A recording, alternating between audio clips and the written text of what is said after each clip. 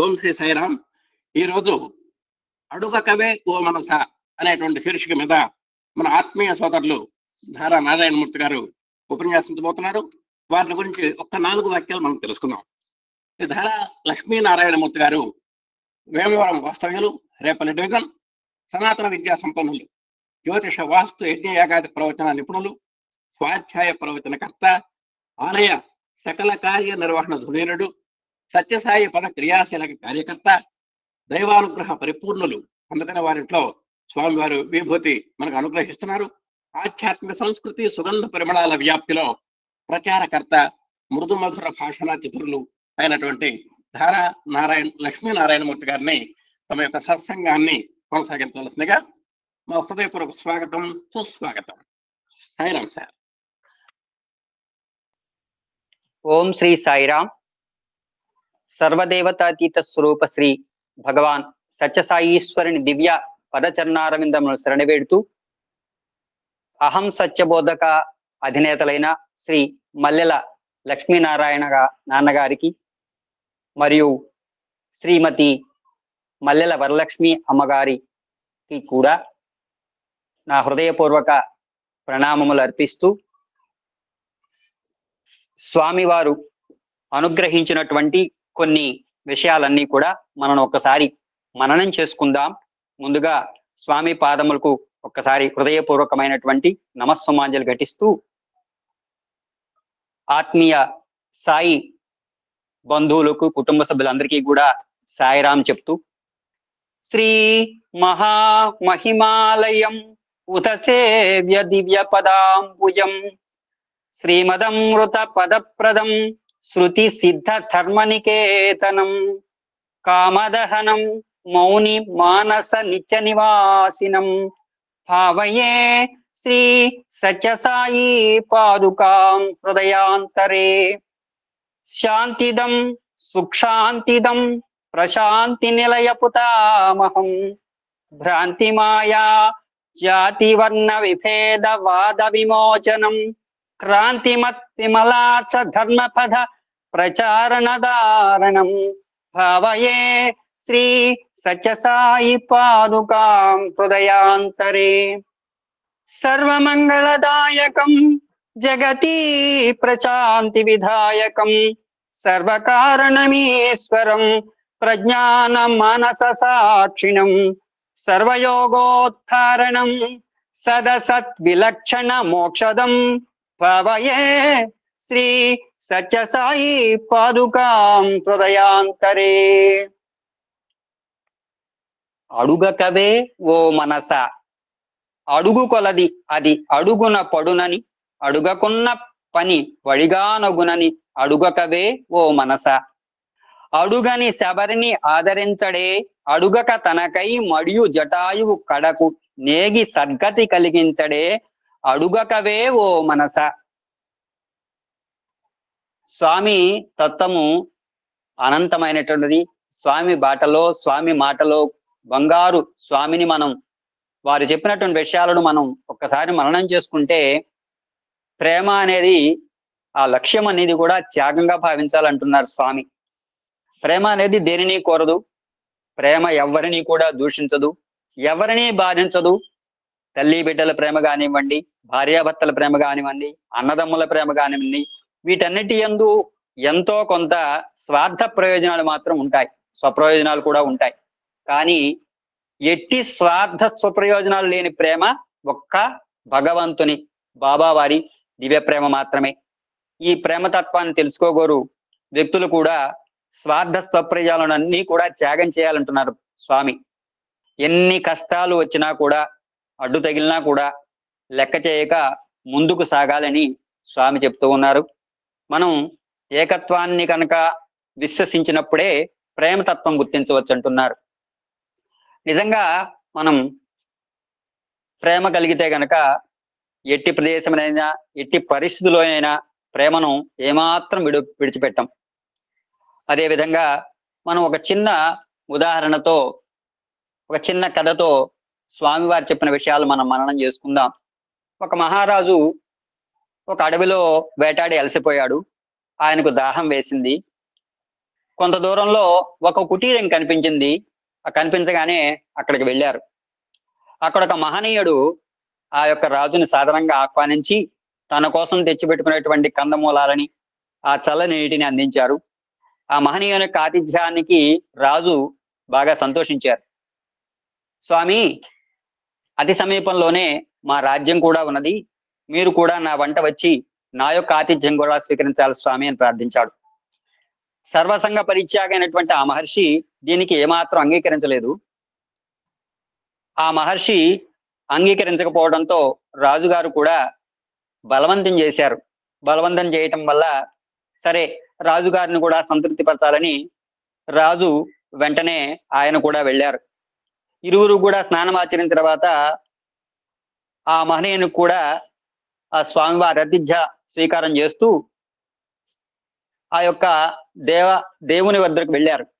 దేవాదిదేవ, ఈ చిన్న రాజ్యం మాత్రం నాకు చాలదు, దీనిని ఇంకా విస్తరింపజేసుకోవాలి, ఇందుకు నీ అనుగ్రహం కావాలని ప్రార్థించాడు. అలా ప్రార్థిస్తే ఈ మాటలు విన్నటువంటి ఆ యొక్క మహనీయుడు రాజుగారు ఏం చెప్పకుండానే లేచి వెళ్ళిపోతున్నాడు. వెంటనే రాజు, అయ్యో స్వామి, మా ఆతిథ్యాన్ని స్వీకరించకుండానే వెళ్ళిపోతున్నారేమిటి, కొంతసేపు ఆగండి స్వామి అన్నాడు. అయ్యా, నేను భిక్షకుని దగ్గర భిక్షం ఎత్తడానికి రాలేదు, నీవేవో కావాలని భగవంతుని అడుగుతున్నావు, నీవు ఒక భిక్షగాని వల్లే ఉంటున్నావు, నీవు ఏ భగవంతుని నుండి ఇవన్నీ కోరుతున్నావో ఆ భగవంతుణ్ణి మాత్రమే నేను కోరుకుంటాను, నీవిచ్చే ఆహారం నాకు అక్కర్లేదు నాయన అంటూ, అంటే భగవంతునిపై నిజమైన ప్రేమ కలిగిన వాడు బెగ్ చేయడంటే అడుక్కోడు అనమాట. భగవంతుని ఏది అడగక్కర్లేదు, మనకి ఏం కావాలో అది సకాలాన అందిస్తాడని చెప్పి ఆ కథతో మనకి అదింది. శబరి అడిగిందా, జటాయువు కోరిందా? ఇక్కడ మనం ఒక మూగజీవి ప్రస్తావన కూడా తీసుకొచ్చుకోవాలి. భాగవతంలో ఎంతో హృదయవేదనతో ఆ యొక్క గజేంద్రుడు ప్రార్థిస్తూ ఉంటాడు.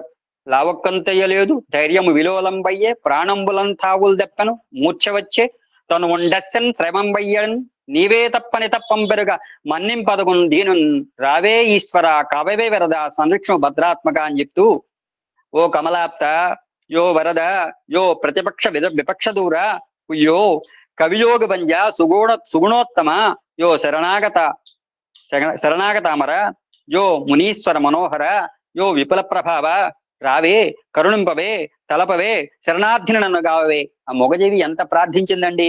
ఓ కమ్మరి ప్రియా, అసలు దేవుడు ఉన్నాడా లేడా, ఉంటే రాడా, నన్ను కాపాడ్డా, ఎందుకు రాడు, నన్నెందుకు రక్షించడు అని చెప్పి ఆ ప్రార్థనలు విన్నటువంటి ఆ యొక్క పరమాత్మ కూడా సిరికింజప్పుడు శంఖ చక్రయుగం చేదోయి సన్నింపడే, పరివారంబును జీరడ అభ్రగపతిని వన్నింపడు ఆకర్ణికాంధ్ర ధర్మిల్లము చక్కనొత్తడు, వివాద ప్రోత్థిత శ్రీకుచోపరి కేలాంచలమైన వీరుడు గజ ప్రాణావనోత్సాహి అయి. ఎంత హృద్యంగమంగా ఆ యొక్క పరమాత్మ ఎత్తించాడో.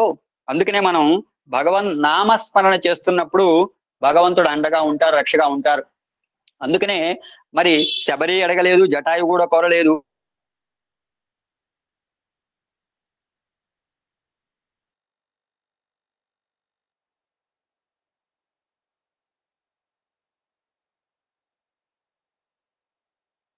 ఆ పరిపూర్ణమైన ప్రేమతో పిలిచారు. పిలిచినప్పుడే నన్ను పరిగెత్తి వచ్చాడు. మనం నోరెచ్చి ప్రార్థించడం మనం చేసుకున్నటువంటి గొప్ప పుణ్యం. పుణ్యము పాపము రెండు ఉంటాయి. పుణ్యం సంపాదించాలంటే ఎన్నో సంవత్సరాలు యుగాలు పొందాలి. పాపం చేయాలంటే ఒక్క నిమిషం కూడా కాదు, ఒక్క సెకండ్ లోనే చేసేస్తాం. దీనికి కూడా ఒక చిన్న ఉదాహరణ చెప్పుకుందామండి. పూర్వము ఒక వేదోత్తమైన బ్రాహ్మణుడు ఉన్నారు. ఆయనకు ఒకనొక కుమారుడు కలిగారు. ఆయనకు వేదోత్తమైన కుమారుడిని పొందాలని చెప్పేసి భావంతో ఒక కుమారుడు కలిగాడు. బాల్యం అయిపోయింది అతనికి, కౌమార్యం వచ్చింది. ఎంతో వేదన పొందుతూ ఇతనికి చక్కగా వేదాధ్యయనం చేయించాలని ఆ పురమంతా కూడా ఆయన మాట జవదాటరు, ఎవరు కూడా ఆ వేద పండితులు జవదాటరు. అటువంటి స్థితిలో ఇటువంటి చక్కటి అనుగ్రహం పొందాలనే ఉద్దేశంతో ఆ కుమారుని విద్య కోసం పంపిస్తూ ఉంటారు. కానీ విద్యలో రాణించక అతనన్నీ కూడా దుర్వ్యసనాల బారిన పడ్డారు. దుర్వ్యసనాల బారిన పడేప్పటికీ ఎంతో వేదన పొందారు. ఆ పురమంతా కూడా అయ్యో, పండితులైనటువంటి వారి కడుపున ఇటువంటి బిడ్డ పుట్టారే, అయ్యో హతవిధి, ఏమి చేయగలం ఇతనిని, దుర్వ్యసనాలన్నీ కూడా బారిన పడి వేదాధ్యయనం చేయకుండానే విధుల వెంబడబడి దుష్కర్మలన్నీ చేస్తూ ఉన్నారే అని చెప్పి బాధపడుతున్న సమయంలో ఆ పురమంతా కూడా ఆ యొక్క వేద పండితుల దగ్గరికి వచ్చారు. రావడంతోనే వెంటనే, అయ్యా మీకు ఒక మనవి చేసుకుంటాము, మీరు వేద పండితులు, మీకు ప్రణామాలు చేస్తున్నాము, మాకు ఒక చిన్న మనవి, మీ కుమారు అనేటువంటి వారు ఈ యొక్క దుష్కర్మలు చేస్తూ ఉన్నారు, మేము అతన్ని ఏమి చేయాలో అర్థం కావట్లేదు అని చెప్తే, ఆ వేదోత్తమైన ఆ తండ్రి గారు, నాయనలారా నేను కూడా ఏమీ ఆలోచించలేదు, మీరు ఏ నిర్ణయం తీసుకున్నా దానికి సంసిద్ధుడైనని చెప్పడంతో వెంటనే ఆ బాలకుణ్ణి మేమంతరం కూడా మా గ్రామాల నుండి వెడలగొట్టాలని భావించారు. అటువంటి బాధతో ఆయన కూడా తన మనఃపాదన దిగమింగుని వెంటనే అనుజ్ఞ ఇచ్చారు. వెంటనే ఆ బాలకుణ్ణి ఆ గ్రామములన్నిటి నుండి కూడా వెడలగొట్టబడ్డాడు. అన్న పానీయాలు దక్కట్లేదు, అడవి మార్గం పెట్టారు. ఆ విధంగా జరుగుతూ ఉండగా అక్కడ జరిగేటువంటి ఫల పుష్పాదులని స్వీకరిస్తూనే ఉన్నారు. స్వీకరిస్తున్న సమయంలో అక్కడ ఒకానొక వైశాఖ మాసం మండుటెండలో ఒక మూడువారైనటువంటి మోదుగ వృక్షం కింద సొమ్మసిల్లి పడిపోయినటువంటి ఒక మొసలి బ్రాహ్మణుడు అగుపించాడు. వెంటనే అక్కడికి వెళ్ళారు. వెళ్ళిన తోడనే, అయ్యో హతవిధి, ఈయన పడిపోయారే, ఈయన విధంగా రక్షించాలని చెప్పేసి వెంటనే ఆ యొక్క మోదుగ ఆకులతో చక్కగా కట్టి మంచినీటిని తీసుకువచ్చారు. ఆయన మీద చల్లి కాస్త దాహం తీర్చారు. వెంటనే ఆ వృద్ధుడు లేచి నిలబడి దీర్ఘాయుష్మాన్ భవ, శతాయుష్మాన్ భవ అనేటువంటి ఆశీస్సులతో నాయన చల్లగా ఉండని చెప్పి తన దోవ తను వెళ్ళిపోయారు. వెంటనే అతను, ఆ బాలకుడు ముందుకు వచ్చారు. అడవి మార్గంలో కొంత దూరం వచ్చేప్పటికీ అతనికి రక్తపు వాంతులు అవుతున్నాయి. అయ్యో హతవిధి, ఈ విధంగా రక్తపు వాంతులు అవుతున్నాయే, నేను ఇక మరణమునకు దగ్గరలో ఉన్నాను అని చెప్పి వెంటనే ఇంకా ముందుకు వెళ్ళారు. వెళ్తుండగా పడిపోయాడు అతను. పడిపోయిన స్థితిలో ఒక పక్క నుంచి విష్ణు భటులు వస్తున్నారు, ఒక పక్క నుంచి యమ దూతలు వస్తున్నారు. వెంటనే విష్ణు భటులు, అయ్యా ఈయన మా భక్తుడు కావున మీరు ఇతన్ని విడిచిపెట్టి వెళ్ళండి, విష్ణు పరమాత్మ మమ్మల్ని పంపించారని చెప్పి విష్ణు దూతలు రావటం చేత ఆ యొక్క యమభట్టులందరూ కూడా అక్కడి నుంచి వెళ్ళిపోయారు. వెళ్ళిపోవడంతో అతన్ని పునరుజ్జీవితుడిని గావించారు విష్ణు పరమాత్మ అనుగ్రహంతో. వెంటనే తన యొక్క తండ్రి గారి దగ్గర తీసుకువెళ్ళి, ఇతను సచ్చీలుడయ్యారు కాబట్టి విష్ణు పరమాత్మ దూతలుగా మేము ఇతన్ని మీకు చక్కగా అప్పచెబుతున్నాం అని చెప్పి, అయ్యో అతవిధి, ఇతను దుర్మార్గుడు, దుష్కర్మలు చేశాడు, నేను ఇతను ఏ విధంగా స్వీకరించాలంటే, అయ్యో ఇతను ఈ పుణ్యకారం, ఒక చిన్న పుణ్యకారం చేశారు. ఏ పుణ్యకారం అంటే ఆ యొక్క మోడువారిన మోదు వృక్షం కింద చక్కగా సొమ్మసిల్లి పడిపోయిన వాటికి దాహం తీర్చారు, చక్కగా అతనికి ఉపచారాలు చేశారు. కాబట్టి అతను ఒక పుణ్యం చేయబట్టే ఈ విధమైనటువంటి అనుగ్రహం లభించింది, విష్ణు పరమాత్మ అనుగ్రహించింది.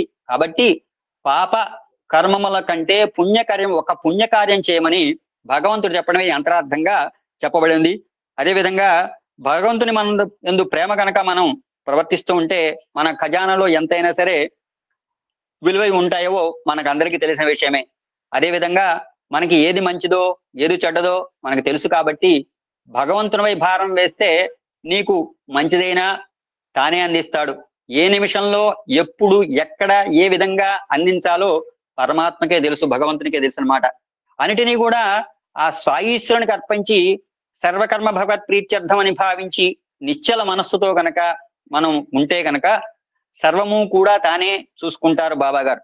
కానీ అంతటి విశ్వాసం ఈనాటి మానవుల యందు మాత్రం లేదు. ఎంతసేపటికి మనం ఒక సత్ సంఘాన్ని మనం వింటున్నప్పుడు హృదయాంతరాలలో నుంచి కాసేపు నామం చేయాలి.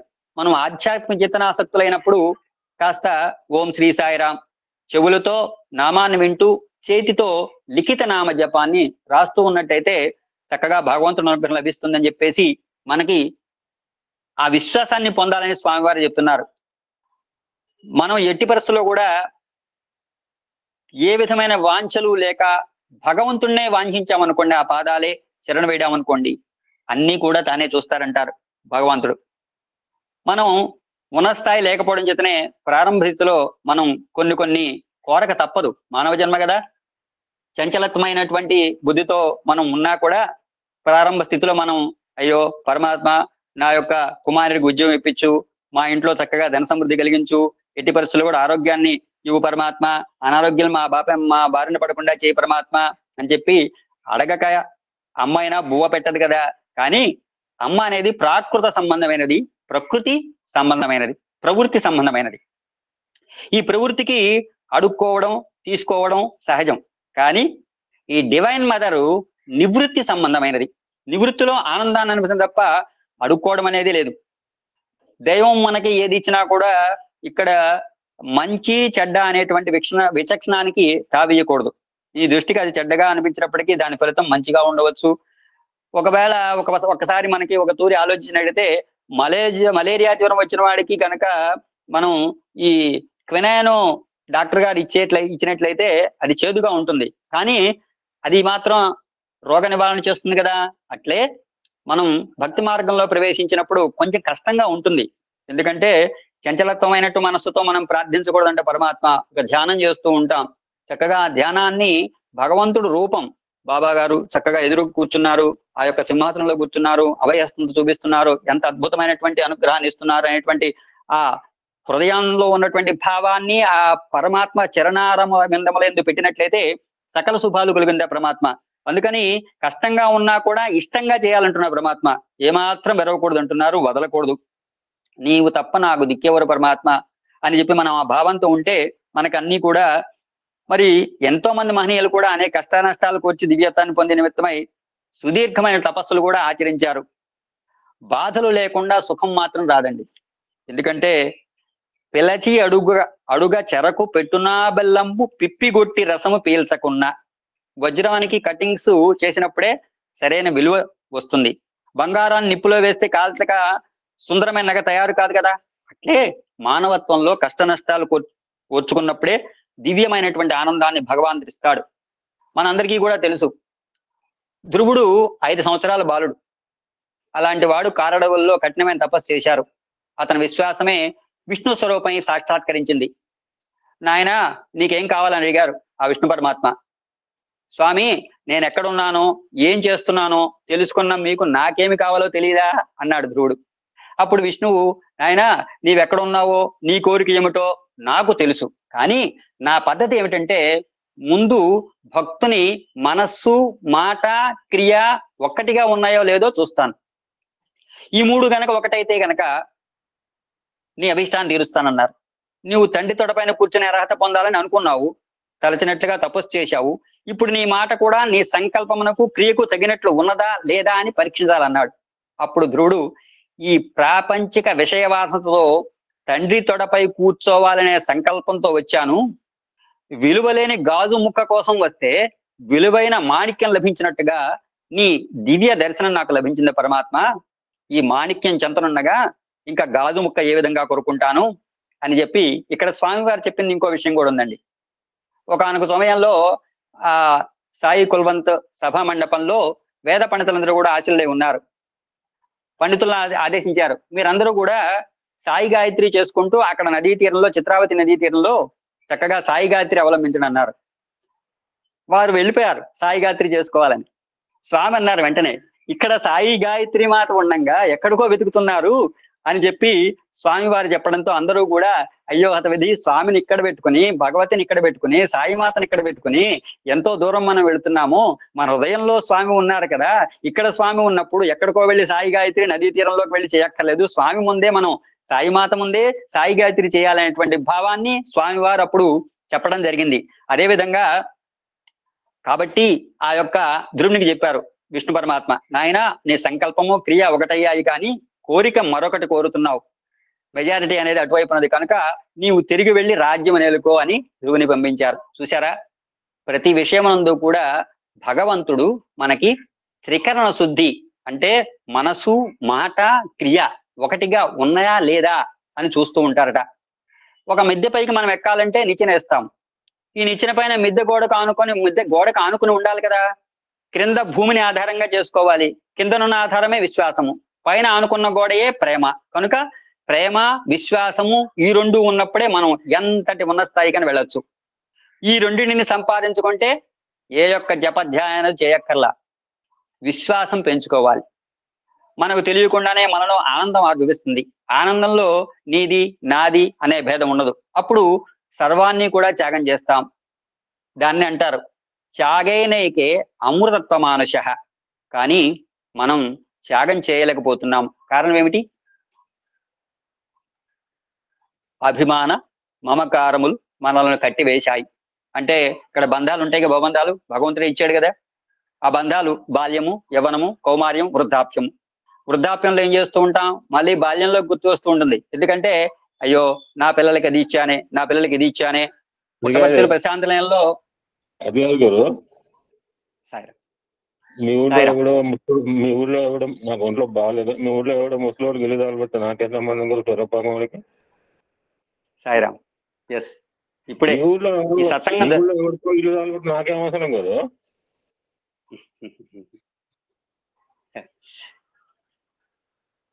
ఈ సత్సంగం జరుగుతూ ప్రారంభంలోనే నాన్నగారు అక్కడ మా పక్క గ్రామంలో సర్వస్వము కోల్పోయినటువంటి వారికి 1000 రూపాయలు నాకు పంపించారు. చాలా ఆనందం వేసింది. మొన్న వారిని పిలిచి అమృత కలశాలు ఒకటి, స్వామి పరీక్షలు ఎట్లా ఉంటాయంటే అండి, అది చాలా అద్భుతంగా ఉంటాయి. కాస్త గిల్లుతారు, మళ్ళీ వెన్నపూస రాస్తారు. ఎందుకంటే ఎన్నో అనుభవాలు కొంచెం దృఢత్వాన్ని, ప్రేమతత్వాన్ని పెంచుతున్నాయి స్వామి అనుగ్రహంతో. ఆ ప్రేమతత్వం ఏంటంటే 5గురికనే అమృత కలశాలు ఇద్దామనుకుంటే 7గురు వచ్చారు. కానీ ఈవిడ నాకు తెలియదు, ఈవిడికి వెళ్ళి లోపలికి వెళ్ళిపోయి ఏవో చీరలు, పంచెలు వాళ్ళందరికీ తెచ్చిచ్చారు. అయితే ఆ నాన్నగారు ఈ దీనివల్ల అతను ఇల్లు కాలిపోయి ఇక్కడ చేస్తున్న ఒక వీడియో అనేది పోస్ట్ చేయడం జరిగింది. అంత ప్రేమతత్వాన్ని ఆ స్వామి అటువంటి ఆదరణను కల్పించి ఈరోజు ఈ సత్సంగం ఇంకా 10 నిమిషాల్లో నేను ప్రారంభించబోతున్నానగా వాళ్ళు వచ్చారు.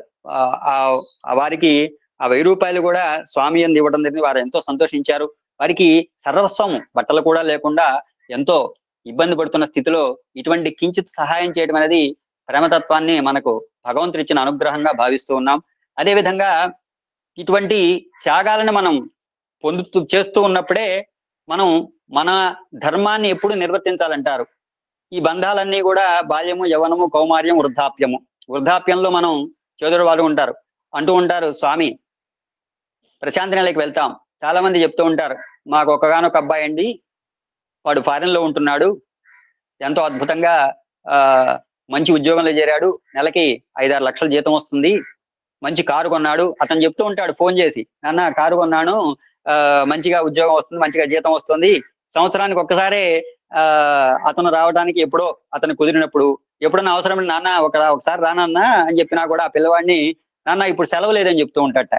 అదే విధంగా వెళుతూ ఉంటారు. అక్కడ మనం వృద్ధాప్యంలో ఉన్నామని భావన కూడా ఉండదు. అటు ఆత్మవై పుత్రనామాసి అని పెడతారు కదా పేరు, బాల్యంలో పెట్టినప్పుడు ఆత్మలో ఘోషిస్తూ ఉంటుంది, అయ్యో పిల్లవాడు ఎలా ఉన్నాడో, పిల్లవాడికి నేను ఇదిగోండి ఆ బిల్డింగ్ ఇచ్చాను, ఆ స్థలాలు ఇచ్చాను, ఆ 1 కోటి రూపాయలు ఇచ్చానని చెప్తూ ఉంటారు ప్రతి చోట కూడా.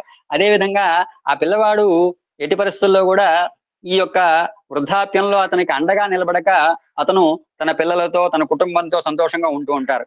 అయితే నీకు అవసాన దశ మరణం సంప్రాప్తించినప్పుడు అతను వచ్చేప్పటికి 3 రోజులు పడుతుంది. చూడండి ఎంత దుర్భరమైన పరిస్థితి. అటువంటి స్థితిని భగవంతుడు కల్పిస్తున్నాడు. కాబట్టి ఇప్పటి నుంచే మీరు కూడా మలుచుకోండి. స్వామి తత్వంలో ఇంకా మనం చాలా చాలా తెలుసుకోవాల్సిన విషయాలన్నీ కూడా మనం తెలుసుకున్నప్పుడు నిత్య జీవితంలో మనం మన బుద్ధిని మార్చుకోవాలంటున్నారు పరమాత్మ. అదే మేధాశక్తిని పెంచుతుందండి. బుద్ధి గొప్పదా, మేధాశక్తి గొప్పదా అంటే మేధాశక్తి ఉంటే కంటే బుద్ధి సర్వోత్కృష్టమైనది పండితులు చెప్పారు. శ్రద్ధ, ఋతము, సత్యము, యోగము, మహత్తర శక్తి, ఈ 5 అంశాలతో కూడిందే బుద్ధి. కేవలం లోక సంబంధమైన తెలివితేటలతో కూడింది మేధాశక్తి. మేధాశక్తి గల వారికి అన్నే సందేహాలే. అమితమైన అహంకారం కూడా ఉంటుంది. అహంకారం ఉంటే ఆత్మతత్వం మరుగున పడిపోతుంది. కనుకనే ప్రాచీన కాలంలో మేధాశక్తి ఎక్కువ ప్రాధాన్యత, బుద్ధి గలవారనే గౌరవించేవారు. కానీ దురదృష్టవశాత్తు ఈ ఆధునిక యుగంలో మేధాశక్తి గలవాడే గొప్పవాడని భావిస్తున్నాడు. మేధాశక్తికి బుద్ధికి ఉన్న వ్యత్యాసాన్ని విద్యార్థులు చక్కగా గుర్తించాలని స్వామి చెప్తూ ఉన్నారు. ముందుగా మనం బాల వికాసులు చెప్పుకుంటూ ఉంటాం, చదువులో మంచి గ్రేడ్ తెచ్చుకోవచ్చు కానీ బుద్ధిని మాత్రం చాలా నివృత్తి పరమైనది అన్నారు. అంటే ఇంద్రియాతీతమైనది. మేధాశక్తి ఇంద్రియ సంబంధమైనది. కనుక బుద్ధిని మేధాశక్తితో పోల్చుకోవడం చాలా తప్పు.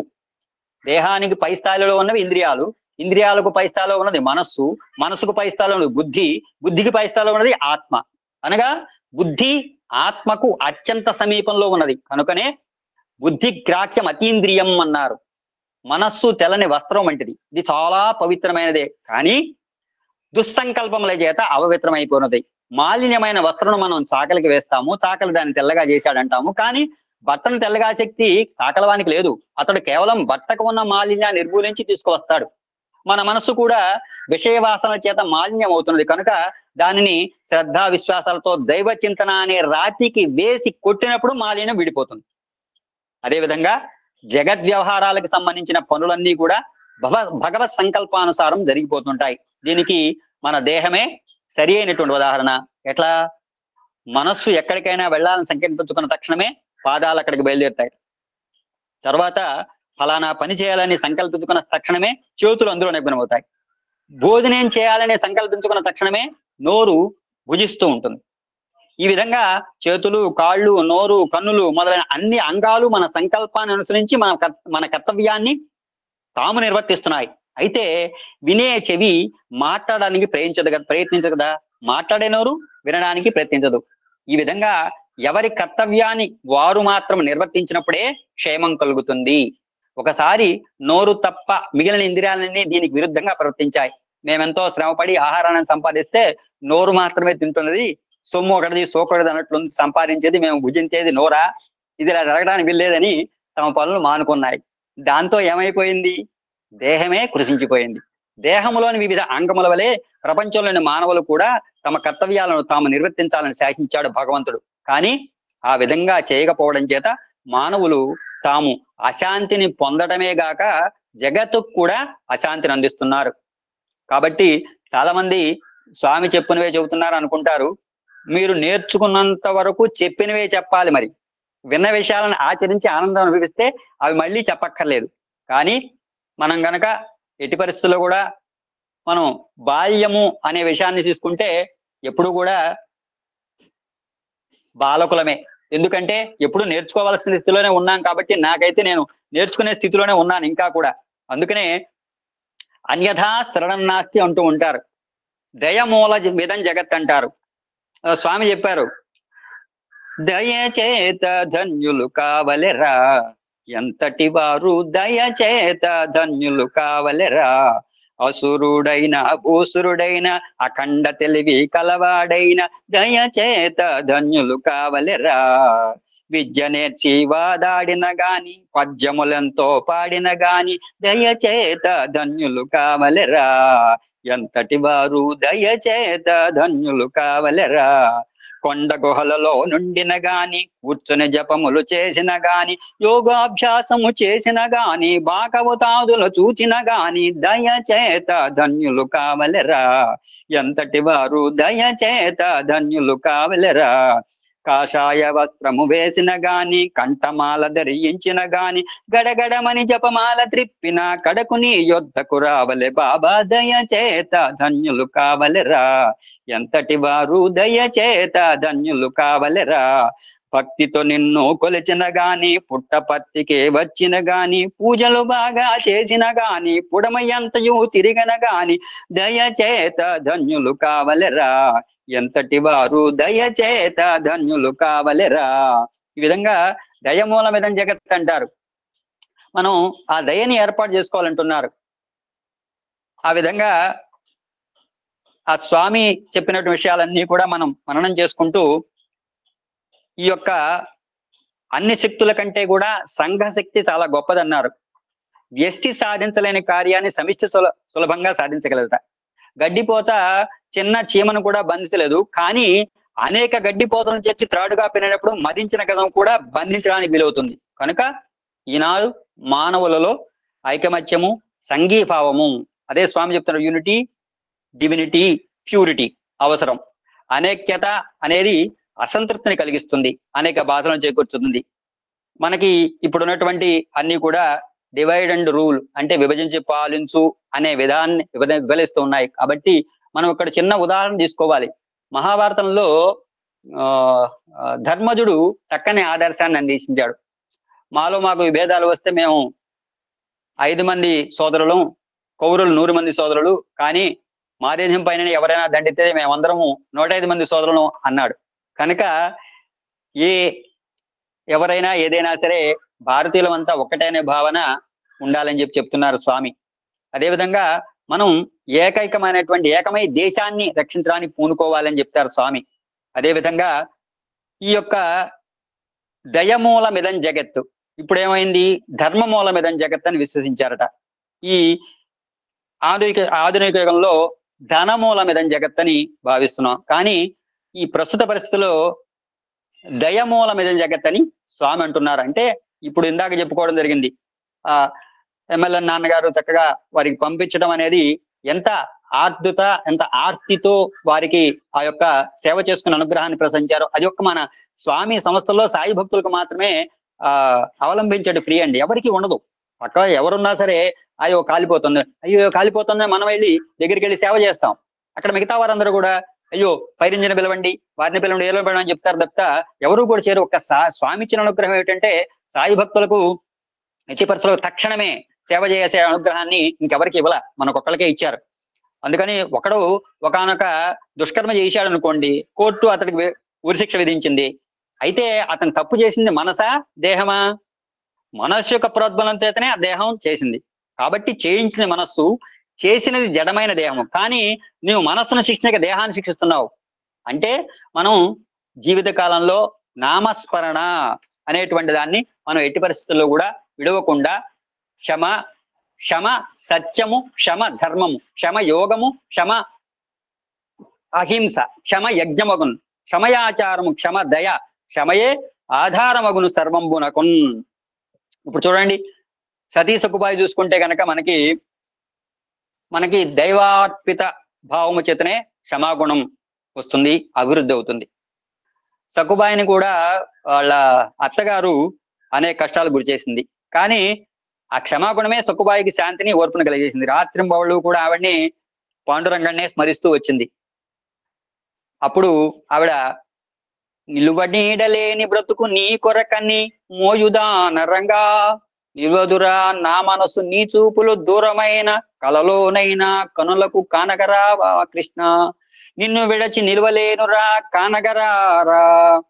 ఈ విధంగా ఆవిడ నామం తప్ప వదలలా. ఎందుకంటే ఆయనే కాపాడాలి, ఆయనే రక్షించాలి, ఆయనే మనకి భగవానుడు చక్కగా ఎన్నో అనుగ్రహాలు ఇస్తూ ఉన్నారు. చక్కగా ఉదయకాలం లేవడంతోనే మనకి నారాయణమూర్తి సాయిరామ్ సక్కుబాయి నేను చూడలేదు, కానీ సక్కుబాయి లాంటి చూసిన బాంబేలో పల్లవి సాయిరామ్ సక్కుబాయి నేను చూడలేదు, సినిమాలో చూపించాడు. బట్ సక్కుబాయి లాంటి ఆవిడని నేను బాంబే పడలేదు అనమాట. ఈ రోజుల్లో ఎవరు ఉండరు, ఏ కూడా అట్లా ఉండదు. సావిత్రి ఛాయ్ వేసుకుంటారు చూసావా సినిమాలో, గుండె అది సిచ్యువేషన్. నవేడేస్ ఇక్కడ ఇవి కూడా ఉంది, కేదార్శెట్టి మణి, కేదార్శెట్టి పద్మజ, ఈ భక్తవత్సలమ్మ ఆవిడ కోడలు. నాకు ఇద్దరు ముగ్గురే రోల్ మోడల్స్ కనపడుతున్నారు అలా వంచుకున్న వాళ్ళు. సాయిరామ్. ఆ విధంగా ఒకనాడు ఆమె అత్తగారు బస్తాడు బియ్యం తిరగల్లో విసరండి శాసించింది. తిరగలు త్రిప్పి ఆ సక్కుబాయి చాలా అలసిపోయింది. ఆవిడ కూడా ఎంతకాలమీ బాధల్ రంగా, ఎందుకోసమీ గాధల్, న్యాయము లేదా నాతో వాద, నాపై కరుణయురాదా, నీ దాసిని నేనవునా కాదా, నీ చెవరచ మర్యాద. ఎంత నిజంగా నేను నీ దాసిని అయితే నాకెందుకు ఈ బాధలు, నాలో ఏ దోషం ఉంది కనుకనే నీవెంత ఆలస్యం చేస్తున్నావు, నా దోషం ఏదో తెలపచ్చు కదా, నన్ను కాపాడొచ్చు కదా అని ప్రార్థించింది. అప్పుడు రంగడే సక్కుబాయి వేషం ధరించి ఇంటి పనులు చేస్తూ సక్కుబాయిని పండరీపురం పంపించాడు. నిజమైన భక్తుడు తన సర్వస్వను భగవంతునికి అర్పిస్తాడు. భగవంతుడు భక్తాపరాధీనుడు. మనకి ఏదైనా స్వామి అనుగ్రహం కావాలనుకుంటే ముందుగా స్వామి నాకు ఈ విధంగా ఉంది అని చెప్పి మనం లెటర్లు రాసిస్తూ ఉంటాం. చాలా మందికి స్వామి ఎన్నో అనుగ్రహాలు, ఎన్నో ఎన్నో ఎన్నో జీవితంలో, ప్రతి ఒక్కరి జీవితంలో కూడా కష్టాలు పడినా కూడా కాస్త చక్కటి అనుగ్రహాన్ని వెన్నపూస రాసి మరీ ఆయన అనుగ్రహాలు ఎంతో మందికి, అందులో నేను కూడా ఒకడున్నాను, ఇచ్చారు పరమాత్మ. అదేవిధంగా భగవంతుడు ఎప్పుడు కూడా భక్త పరాధుడు అంటారు. భక్తునికి మరొక పని లేదుట, నిరంతరం దైవ చింతనే ఉండాలంటున్నారు. భగవంతునికి కూడా నిరంతరం భక్తుని చింతనే ఉంటుంది. ఎందుకంటే ఎక్కడ ఎవరికి ఏ అనుగ్రహం లభించాలంటే అనుగ్రహాన్ని ఇవ్వడానికి ఎప్పుడు కూడా ఆయనకి రాగద్వేషాలు ఉండవు, భగవంతుడికి మనకు ఉంటాయి. ఎందుకంటే ఇప్పుడు ఈ గుడికి పోతే పని అవుతుంది, ఆ అమ్మవారి దగ్గరికి వెళ్తే పని అవుతుంది, ఇంకో చోటుకి వెళ్తే పని అవుతుందని ఆలోచించేటువంటి చంచలత్వమైన మనస్సుతో, బుద్ధితో మనం ఆలోచిస్తూ ఉంటాం. కాబట్టి ఎప్పుడు కూడా మనకి ఏవి వసగవు. ఎందుకంటే పరమాత్మ ఎవరైతే ఉన్నాడో ఏకభావంతో, ఏకాత్మభావంతో ఈ యొక్క హృదయాంతరలో ఉన్నటువంటి నామాన్ని చక్కగా నోరారా పలుకుతూ ఆ స్వామి యొక్క అనుగ్రహం కోసం మనం ఆ దేవదేవుణ్ణి ఎక్కడైతే శరణ వేడుతామో ఆ భగవంతుడిని నమ్ముతూ ఉండటం వల్ల ఎప్పటికైనా మన కష్టాలు తీర్చి, మన కడ తీర్చి, మనకి మోక్ష మార్గాన్ని చూపించేటువంటి సచ్చిదానంద తేజోమూర్తుడు మన యందు ఉండగా వేరే వేరే చోటకు వెళ్ళి మనం ఎక్కడో ప్రాధాయపడాల్సిన అవసరం లేదని స్వామి చెప్తున్నారు. అదేవిధంగా ఈ యొక్క వెరచని వారిని, దైన్యమున వేదన నొంది వారిని, నిద్రమై మరిచిన వారిని, సౌఖ్యమున మద్యము ద్రావిన వారిని, భొగ్నుడే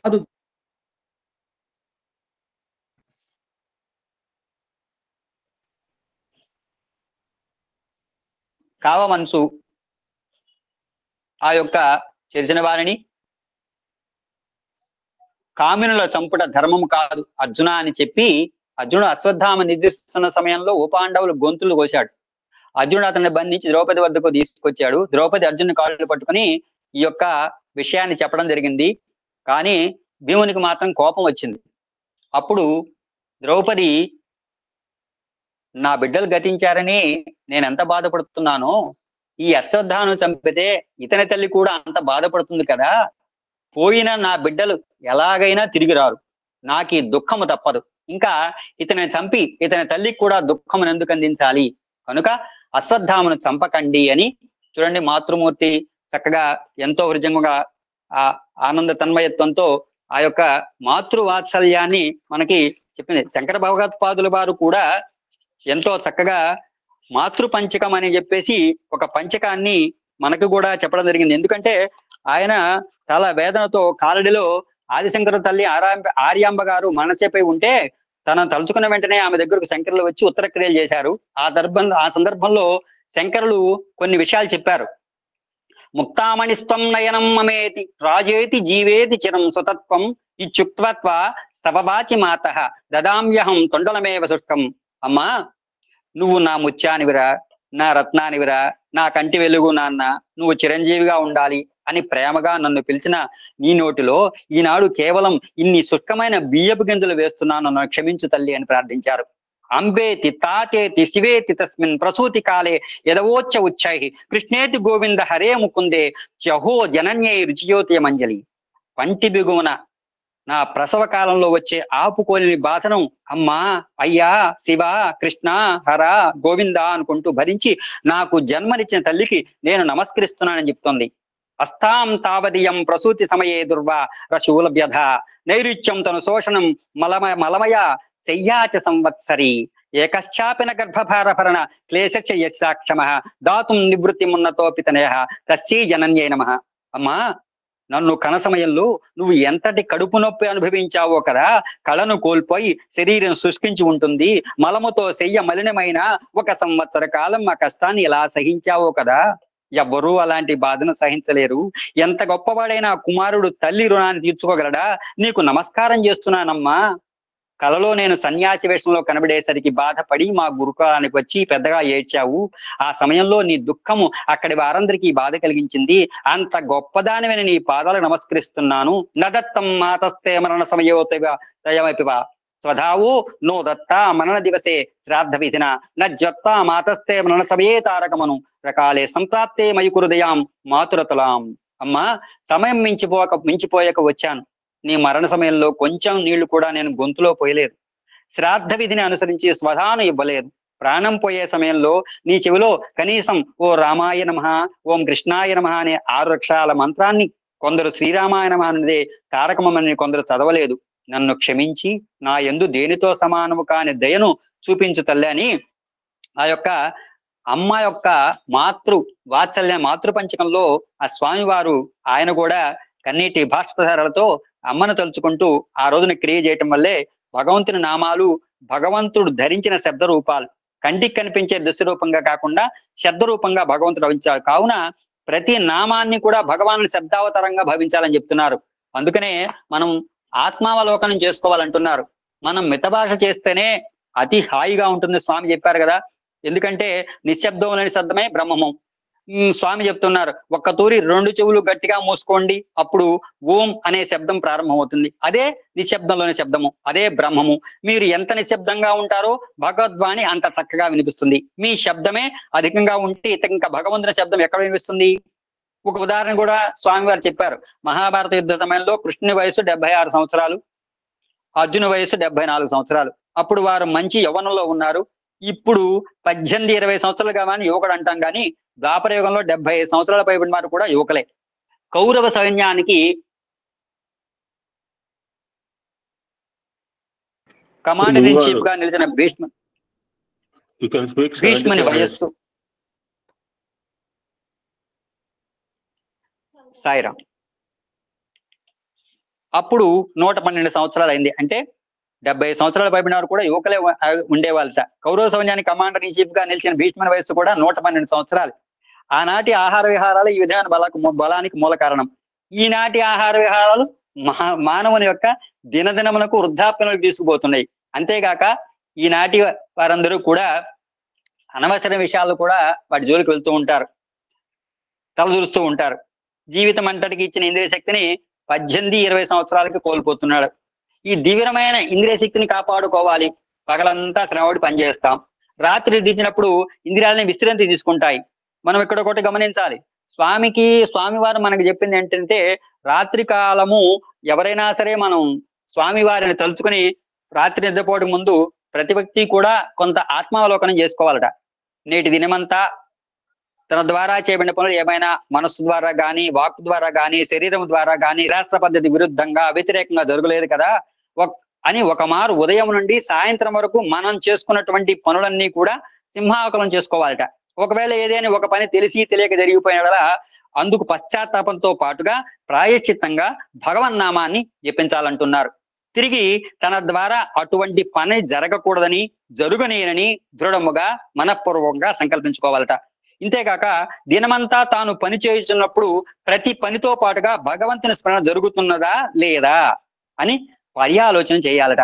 బహుశా లేదని తలిచామనుకోండి, వెంటనే ఆతురభావంతో, ఆతృతగా అన్నమాట, భయభక్తులతో, ఓ ప్రభు, ఓ సాయిదేవ, నిరంతరము నా ద్వారా నీ స్మరణ జరుగుచున్నట్లుగా అనుగ్రహింపము అని ఒక్కసారి దీనంగా, వినయంగా భగవంతుని ప్రార్థించాలట. నిద్రించుటకు ముందు ఇంటిలో గల పెద్దల, వృద్ధుల సేవ చేసుకోవాలి. తదనంతరము మానసికంగా భగవాన్ని సేవించుతూ ఆయన దివ్యమైన చరణారవిందములపై తలను ఉంచి నిశ్చింతగా నిద్రించాలని చెప్తున్నారు.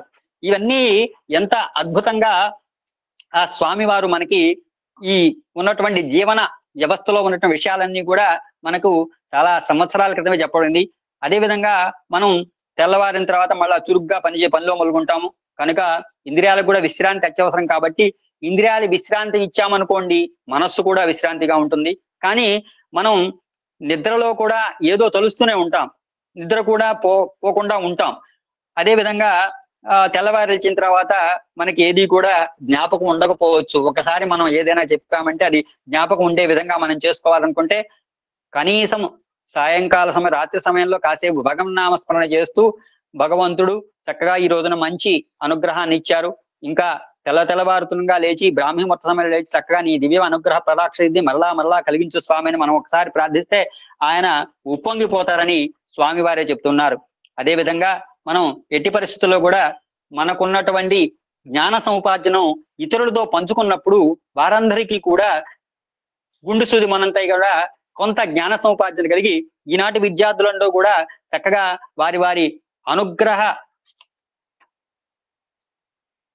శక్తిని పొందే విధంగా స్వామి ఆశీర్వదిస్తారు అని చెప్పి బాబా గారు ఎంతో హృదయంగా మనకి చెప్తూ, భగవంతుడు గుణాతీతుడు, కారణరహితుడు, బంధరహితుడు, సాకార వికారం లేనివాడు, సంకల్ప వికల్పాలకు అతీతుడు. అంతేకాదు అతడు నిత్య శుద్ధ బుద్ధ ముక్త నిర్మల స్వరూపుడు.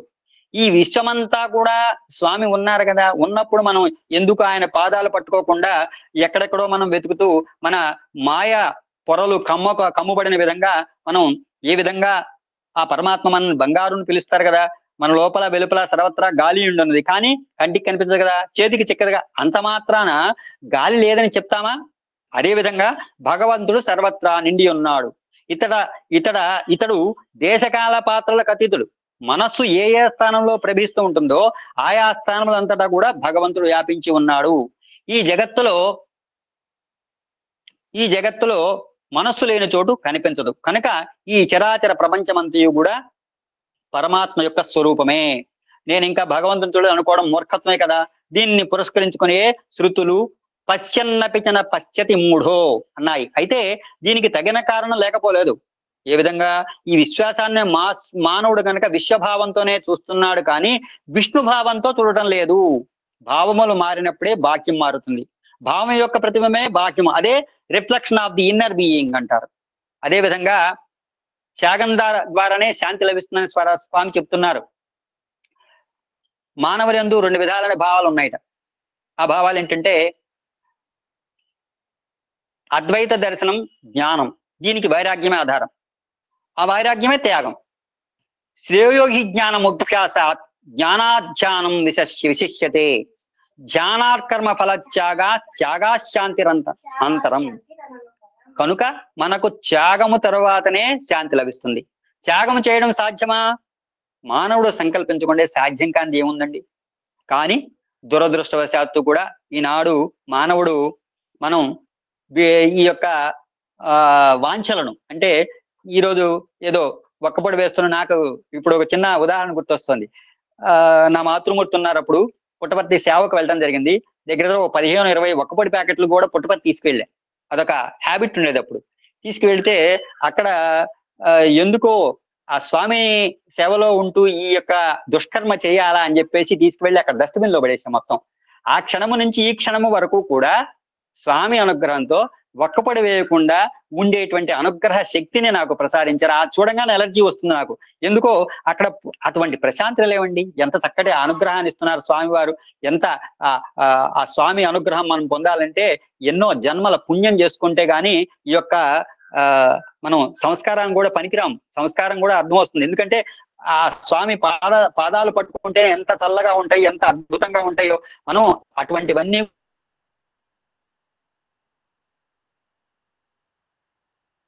కూడా త్యాగం చేయటం వల్ల మనం మానవుడు సంకల్పించుకొని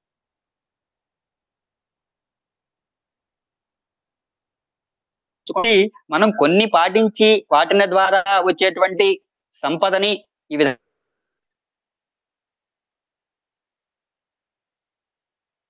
మాకు కూడా స్వామివారు ఇస్తూ ఉన్నారు. ఇదిగో వారికి ఏదన్నా ఇబ్బంది పడుతున్నారు, అమృత కలశాలు అనేవి స్వామివారు అక్కడ వారికి చెప్పడం, మేము ఇవ్వటం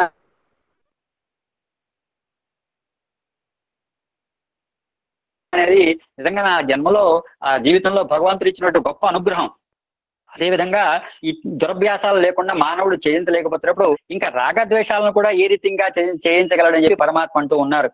కాబట్టి మానవుడు ఈనాడు ప్రేమతత్వాన్ని అలవరుచుకోవాలి. కాబట్టి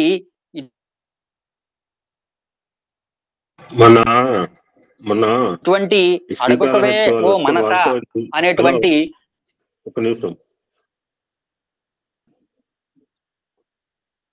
శీర్షికలు మనం గతాలను చింతిస్తే కలిగేవి చింతలే అంటున్నారు. అది కూడా చెప్తున్నారు స్వామివారు. ఒకానొక సమయంలో జనక మహారాజు గారు యాజ్ఞవల్క్య సరే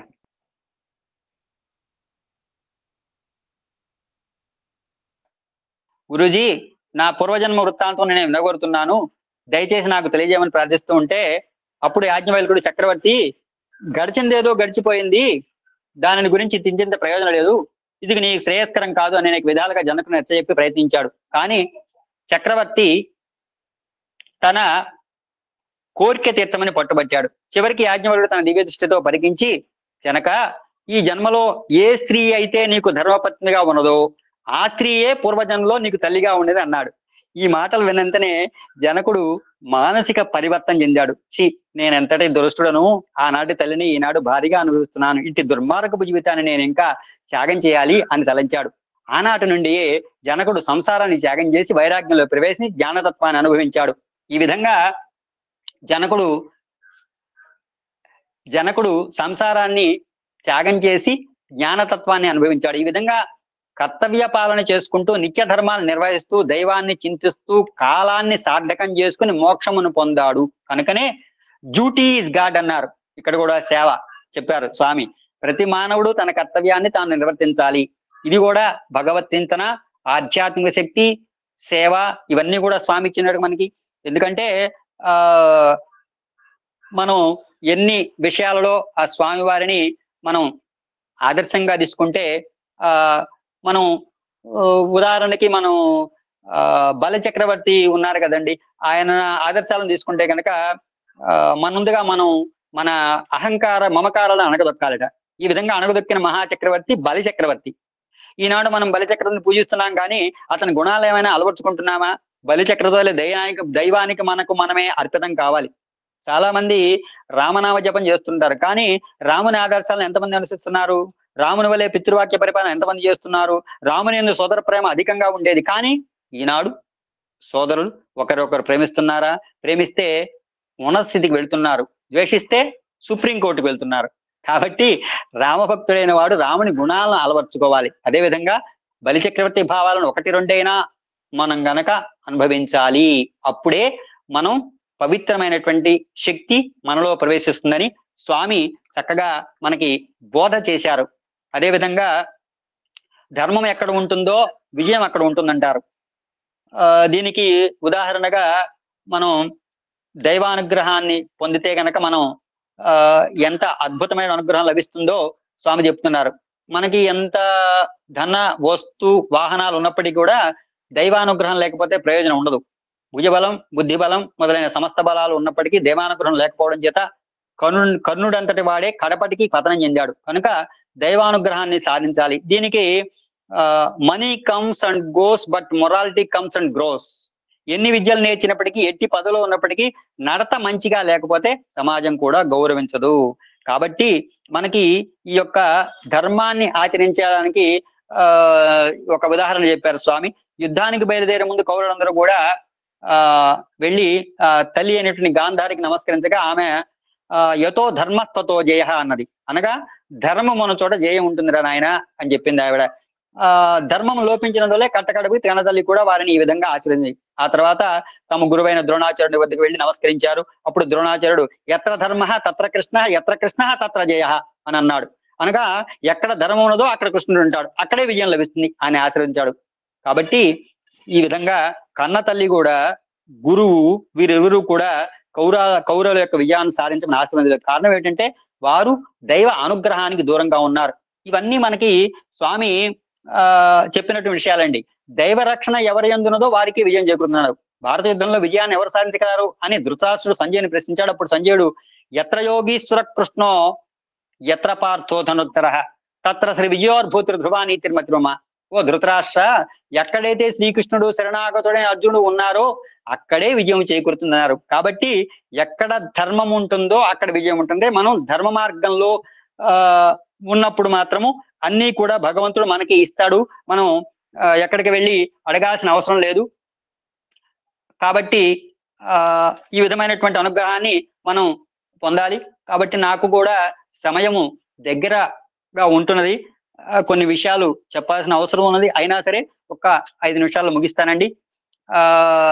మనకి అమ్మవారి నవరాత్రులు కూడా చేస్తూ ఉంటాము. ఇవన్నీ కూడా వచ్చినదే ప్రకృతికి సంబంధించినవన్నీ కూడా.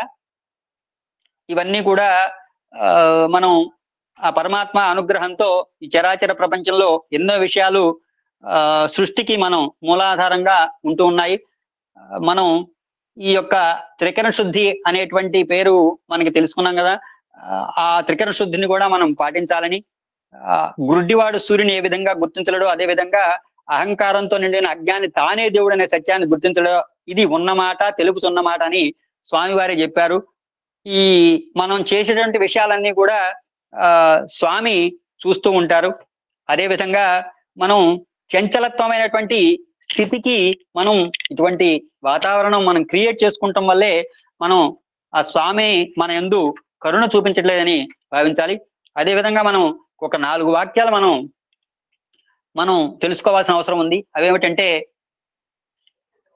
ఆత్మవిశ్వాసం అంటే సెల్ఫ్ కాన్ఫిడెన్స్ కదా, సెల్ఫ్ సాటిస్ఫాక్షన్ అంటే ఆత్మ సంతృప్తి, సెల్ఫ్ సాక్రిఫైస్ అంటే ఆత్మత్యాగం, అంటే సెల్ఫ్ రియలైజేషన్ అంటే ఆత్మ సాక్షాత్కారం. ఇవన్నీ మనకి స్వామి ఇచ్చినటువంటిది కాబట్టి ఆత్మవిశ్వాసాన్ని మనం చక్కగా మనం ఆత్మత్యాగం అనేది మన చైతన్య వికాసానికి మూడో మెట్టు. నేను అనేది ఒక నది వంటిదిట. అయితే ఈ నది సముద్రంలో లీనమై తన నామరూపాలను కూడా కోల్పోవటమే ఈ చైతన్య వికాసం యొక్క తుది పరిణామం. రెండవ దశ ఆత్మ తృప్తిలో అనేక దివ్య గుణాలు అభివృస్తాయి. ఈ సుగుణ సంపద కంతరికి మూలాధారం ప్రేమయే. వ్యక్తి చైతన్య ప్రేమలో ప్రేమ ఎప్పుడు నిండుగా అనుభవించబడుతుందో అప్పుడే త్యాగం వ్యక్తీకరించబడుతుంది. నేను నా కోసం అనేవి త్యాగం గాని ప్రేమ కానేరు. కానీ నీవే నీ కోసమే అనడమే త్యాగానికి ప్రేమకు పరమావధి. ఒక గింజ తన రూపాన్ని కోల్పోయి మొక్కవడంలో ఆత్మత్యాగం కనబడుతుంది. ఆత్మత్యాగం అంటే నశించిపోవటంగా మనము అపార్థం చేసుకుంటూ త్యాగం అనే మాటకే బెదిరిపోతూ ఉంటాం. ఈ నశింపు గింజ అనే రూపానికి, కానీ అది అంతకంటే విలువైన మొక్కగా పరిణమించి చెట్టు రూపం వస్తుంది. అదే పువ్వులు పండ్లు అందిస్తుంది. ఈ రీతిగా ఆత్మత్యాగం ద్వారా మానవుడు తన సంకుచితత్వాన్ని త్యజించి అనంతమైన తత్వాన్ని గ్రహించాలి. ఇదే ఆత్మత్యాగానికి ప్రతిఫలం అంటారు. ఇక ఆత్మ సాక్షాత్కారము, ఇది చాలా విశేషమైనది. ఆత్మ సాక్షాత్కారం పొందాలంటే చాలా మహానుభావులు అవ్వాలి. ఆదిశంకరుడు ఆత్మ సాక్షాత్కారం ఒక అనుభవపరక వ్యాఖ్యానం కూడా ఇచ్చారు. ఉన్నదంతా నేనే అంటూ తను తాను ఎల్లడలా దర్శించుకుని అద్వైత స్థితి అంటారు. అది ఆధారంలో అధేయం కలిపిపోయిన స్థితి, బిందువు సింధువులో కలిసిపోయినటువంటి స్థితి. నిన్ను నాలో చూసుకుంటున్నాను, నీలో కూడా నన్ను చూసుకో, నీవు నేను ఒక్కటే అని భగవాన్ బాబా వారు చెప్తారు. దీని యథార్థాన్ని అనుభవించడమే ఆత్మ సాక్షాత్కారం. ఈ అనుభూతిని అనుగ్రహించడకే దైవము మానవ రూపంలో సాక్షరించేది, అవతరించేది. ఇటువంటి ఆధ్యాత్మిక జీవన సాఫల్యం ప్రేమ, సేవ అనే 2 సూత్రాలలో ఇమిడి ఉన్నదే అనేటువంటి సత్యాన్ని భగవాన్ చక్కగా నిరూపించి ప్రబోధిస్తూ ఉన్నారు. చైతన్య వికాసానికి ఈ రాచబాటను విడచి ఇటువంటి ప్రత్యక్షానుభూతిని ఈ జన్మలో పొందే నేర్వక ఏవేవో ఆధ్యాత్మిక సాధనలతోనో కాలం గడిపితే కలిగే ప్రయోజనం శూన్యము, ఏది ఉండదు. కాబట్టి నిత్య జీవితంలో ఎప్పుడు దైవ చింతనతో ఉన్నప్పుడు భగవంతుడు మనల్ని రక్షగా ఉంటూ ఆధ్యాత్మిక చింతనతో ఈ ఆధునిక యుగంలో నిత్య జీవనముకు పొత్తు కుదరదు. కాబట్టి మనకు ఆచరణ యోగ్యము కాదని అనుకునేటువంటి విషయాలన్నీ కూడా మనం వాటి జోలికి పోకుండా ఆచరణలో ఉన్నటువంటి విషయాలను మనం తీసుకొని చంచలత్వమైన మనసుతో కాకుండా నిష్కల్మషమైన నిశ్చలమైనటువంటి మనస్సుతో మనం గనక భగవన్నామస్మరణతో ఆ భగవంతుణ్ణి చక్కగా, అందుకనే స్వామి చెబుతారు, మీరు నా వైపుకు 1 అడుగు వేస్తే నేను మీ వైపుకు 10 అడుగులు వేస్తానని స్వామి అంటారు. మనం ఈ వాక్యంలో అంతరార్థాన్ని గ్రహించాలి. మన మనస్సును భగవంతుని మళ్లించడం కొద్ది ప్రయత్నం చేసినా ఈ ప్రయత్నం ఫలించడానికి స్వామి 10 రెట్లు మనకు సహాయపడతారు.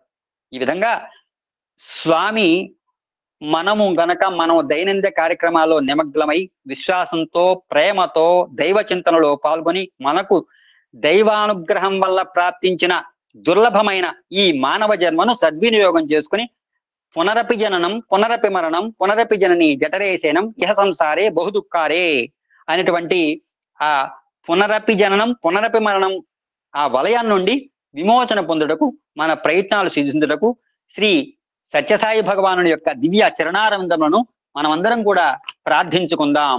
ఇవన్నీ కూడా మనం చేసుకోవటం వల్ల భగవంతుడు ఎల్లప్పుడూ ఎల్లవెళలా కూడా ఆ అన్యథా శరణం నాస్తి, ఎప్పుడు కూడా భగవంతుని మనం విడువగా ఉంటే మనం ఇక్కడ ఒక చిన్న విషయాన్ని కూడా చెప్పుకోవాలి.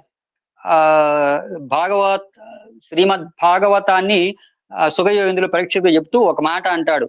నాకు ఒకప్పుడు అగస్త్యుల వారి విధంగా చెప్పారు, ఒక గొప్ప ప్రస్తావన చేశారు. అదేమిటంటే సామాన్యంగా లోకంలో ప్రాయశ్చిత కర్మలు చేస్తున్నప్పుడు వాటిలో ఒకవేళ ఏవైనా లోపాలు కలిగితే అవి పరిపూర్ణాలు కావు కదా, కావున పాపాలు అలాగే ఉంటాయి కదా. ఈ ప్రాయశ్చిత కర్మ చక్కగా నిర్వహిస్తే పాపం పోతుంది, కానీ దాని వాసన పోదు. తెలిసిన పాపాలకు ప్రాయశ్చిత కర్మలు చేసుకోగలం, ఇంకనూ తెలియనివి ఎన్ని ఉన్నాయో కూడా మనకేం తెలుసు. వీటన్నిటికీ గొప్ప ప్రాయశ్చిత కర్మ ఒక్కటే ఒకటి ఉంది, అది పాపాలను పోగొట్టడమే కాకుండా పాపవాసనలు కూడా పోగొడుతుంది. అటువంటి గొప్ప ప్రాయశ్చిత కర్మ భగవన్నామము. ఆ నామాన్ని ఆశ్రయిస్తే భగవద్ అనుగ్రహం కలిగి మానవుడు సులభంగా ధరించగలడు అని చెప్పి, అంటే చూడండి, భగవన్నామస్మరణ చేయటం వల్ల మనం ఉదయం లేవగానే సాయిరామ చక్కగా లేపావు మమ్మల్ని, ఎంతో హక్కును చేర్చుకున్నావు పరమాత్మ, ఎటువంటి అనుగ్రహాన్ని కోల్పోకుండా నీ పాదాలు మేము పట్టుకొని ఉండే విధంగా ఈ యొక్క భవబంధాలన్నీ కూడా మిచ్చిగా భావించే విధంగా నాది అనే దాన్ని ఏది కూడా నాది కాకుండా నాది అనేది నీవేగా భావించాలి పరమాత్మ అని చెప్పేసి మనం కనుక ఆ తాదాత్మ్యంలో మనం ఆ త్యాగానికి మనం సిద్ధినట్టయితే నిత్య జీవితంలో ఇటువంటి దైవ చింతన కలుగజేసుకున్నట్టయితే భగవంతుడు ఎల్లప్పుడూ కూడా ఈ ఆత్మవిశ్వాసాన్ని కానీ, ఆత్మసంతృప్తి కానీ, ఆత్మత్యాగం కానీ, ఆత్మ సాక్షాత్కారం కానీ ఇవన్నీ కూడా మనం పొందేటువంటి గొప్ప అనుగ్రహాన్ని ఆ పరమాత్మ సత్యసాయి భగవానుడు మనకు ప్రసాదిస్తారంటలో ఎటువంటి అతిశయోక్తి లేదు. కాబట్టి ఈ యొక్క విశేషమైనటువంటి అనుగ్రహాన్ని స్వామివారు నాకు ప్రసాదించారు. అందుకనే స్వామి చెప్పినటువంటి విషయాలు స్వామి చెప్తూ ఉంటారు, నేను మీతోనే ఉన్నాను, మీ లోపల ఉన్నాను, మీ వెలుపల ఉన్నాను, మీ ముందున్నాను, మీ వెనుక ఉన్నాను, నేను మీకంటే ప్రత్యేకంగా లేను, నేను మీరు ఒక్కటే అని చెప్తారు కదా స్వామివారు. అదేవిధంగా ఎన్నో జన్మల తపస్సుల వల్ల ఈ యొక్క పరమాత్మ అనుగ్రహాన్ని ఈ యొక్క యుగంలో మనం పొందుతూ ఉన్నాము. ఇటువంటి అనుగ్రహాన్ని ఎల్లప్పుడూ ఎల్లవేళలా విడవకుండా చేసేటువంటి శక్తిని, యుక్తిని, అనుగ్రహాన్ని మనందరికీ కూడా ప్రసాదించాలని శ్రీ సాయి భగవాను దివ్య పాదార విందములను పట్టుకుని వేడుకుంటూ, అన్యథా శరణం నాస్తమేవ శరణం మమ తస్మాత్ కారుణ్య భావేన రక్ష రక్షో సాయీశ్వర. ఓం శ్రీ సాయీశ్వరార్పణమస్తు. ఓం శాంతి శాంతి శాంతి.